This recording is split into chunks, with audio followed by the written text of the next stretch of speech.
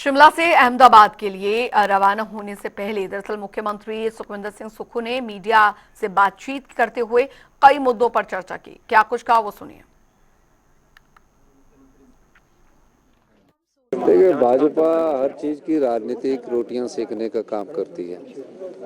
विमल नेगी के परिवार के साथ हमारी संवेदनशीलता है। विमल नेगी जी हमारे परिवार के सदस्य हैं। उनकी पत्नी से मेरी बातचीत हुई है।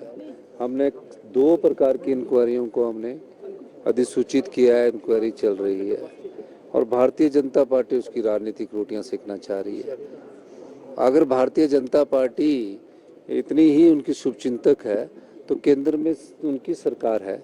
सीबीआई को सीधे भी बोल सकते हैं।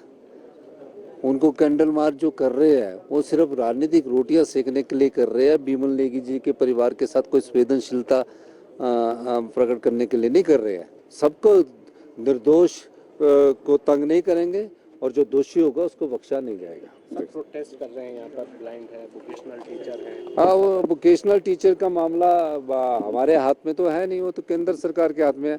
लेकिन हमारे हाथ में जो होगा हम तो उनके साथ अपना पूरा सहानुभूति रखते हैं। अब उनकी वो कह रहे कंपनी से बात की जाए। कंपनी भी केंद्र सरकार की है। मैंने कल ही बात की थी। अगर केंद्र सरकार की कंपनी से कोई बात करनी होगी तो उसमें हम आगे बातचीत करेंगे। लेकिन किस प्रकार आगे बढ़ना है ये वोकेशनल टीचर्स के मामले में वो हमारे हाथ में नहीं है, क्योंकि वोकेशनल की पोस्टें केंद्र सरकार सैंक्शन कर रहा है सर्व शिक्षा अभियान के तहत। और जब केंद्र सरकार पोस्टें सैंक्शन करता हम तो सिर्फ उनको एम्प्लॉयमेंट दे रहे हैं। लेकिन वो एम्प्लॉयमेंट में उन्हीं की कंपनी है। अब वो बोल रहे कि कंपनी से बाहर आके, तो मैं उनसे बाद में अभी आने वाले समय में बातचीत करूंगा कि कैसे उसमें किया जा सकता है। अभी तो हम उनको वही कर सकते हैं। इनकी अपनी मांग है और ये मेरे समय से नहीं, बीजेपी के समय से भी चले आ रहे हैं।